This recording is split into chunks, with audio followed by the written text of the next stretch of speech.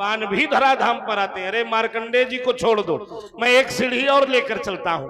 जब धराधाम पर लीला के लिए भगवान भी आते हैं, स्वयं भगवान आते हैं, तो वो भी काल से परे नहीं होकर आते हैं, काल के वशीभूत होकर आते हैं और काल के सामने झुककर भगवान परमधाम को प्रस्थान करते हैं। जो कालजयी है, काल उनसे प्रार्थना करने जाता है। भागवत एकादश दशम स्कंद उत्तरार्ध, काल ने वेश बनाया मुनि का। 2 अवतारों की कथा मैं सुना रहा हूं।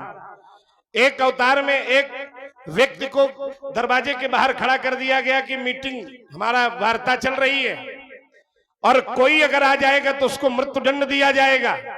काल और भगवान की वार्ता होने लगी।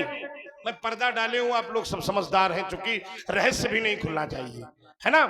तो उसी समय दुर्वासा जी का आगमन हो गया।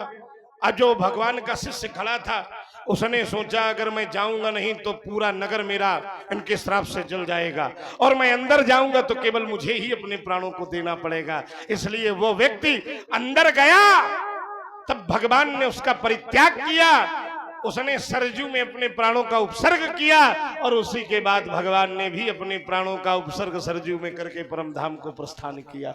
तो काल के वशीभूत कोई नहीं है, काल से अलग कोई नहीं है। धरती पर भगवान भी आए हैं तो काल के बंधन में ही बंधकर मर्यादा से उन्होंने काम किया। इसलिए संत गाया करते हैं, पुरुष बली नहीं होता है, समय होत बलवान, भिल्लन लूटी गोपिका, सोई अर्जुन सोई बाण। तो भगवान के भक्त हैं, उनका काल तो सुंदर हो जाएगा लेकिन वो कालजयी नहीं हो सकते हैं। बेटा मैं अपनी बात रोक रहा हूं। तो महाराज फिर काल महात्मा मार्कंडेय के प्राण क्यों नहीं ले पाए? अब देखो, ये इसका उत्तर हमने कर दिया था। एक